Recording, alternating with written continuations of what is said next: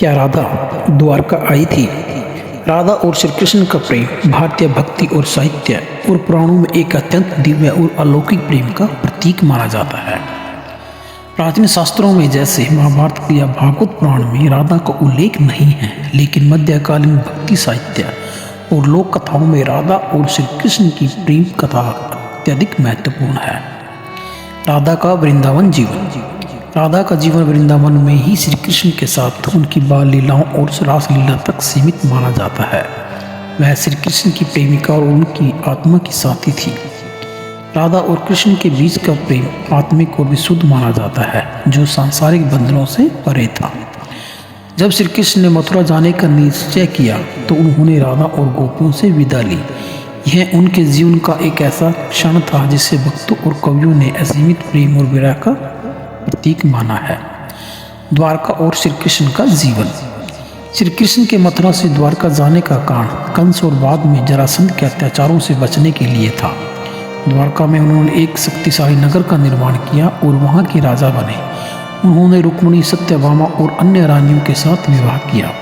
द्वारका में श्री कृष्ण के जीवन में उनके राजा और कूटनीतिज्ञ रूप का अधिक विवरण मिलता है। राधा का द्वारका आगमन। पौराणिक शास्त्रों में राधा द्वारका आने का कोई स्पष्ट उल्लेख नहीं मिलता। अधिकांश शास्त्र और ग्रंथ इस बात पर सहमति नहीं रखते हैं कि राधा और श्री कृष्ण का प्रेम वृंदावन तक ही सीमित था और राधा उनके जीवन में एक विशेष आत्मिक स्थान रखती थी। हालांकि कुछ लोक कथाओं और भक्ति साहित्य में यह संकेत मिलता है कि राधा ने आत्मिक रूप से श्री कृष्ण से कभी भी अलगाव महसूस नहीं किया। कुछ भक्ति कवियों ने यह उल्लेख किया है कि राधा श्री कृष्ण के हृदय में सदैव निवास करती थी। आधुनिक कवियों और कहानियों में कुछ लोग कहते हैं कि राधा ने एक बार द्वारका की यात्रा की थी ताकि वे श्री कृष्ण से मिल सके, लेकिन यह पौराणिक तथ्यों पर आधारित नहीं है, बल्कि भक्ति भाव और साहित्यिक कल्पना पर आधारित है। भक्ति साहित्य में राधा का महत्व। राधा का महत्व भक्ति साहित्य में अत्यधिक है। संत सूरदास, मीराबाई, जयदेव और चैतन्य महाप्रभु ने राधा कृष्ण के प्रेम को भक्ति और ईश्वर की आराधना का सर्वोच्च रूप बताया है।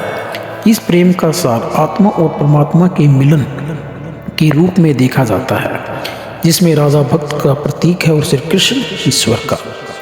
निष्कर्ष रूप में हम कह सकते हैं कि राधा और श्री कृष्ण की प्रेम कथा महान और अमर है। हालांकि दृष्टि से राधा के द्वारका आने का कोई स्पष्ट विवरण नहीं मिलता है। यह कथा मुख्य रूप से भक्तों और कवियों के लेखन में ही सीमित है, जिसमें वे राधा के प्रेम और कृष्ण के प्रति उनकी भक्ति की व्याख्या करते हैं। तो जानकारी कैसी लगी दोस्तों, प्लीज़ मेरे चैनल को लाइक, शेयर और सब्सक्राइब जरूर कीजिए।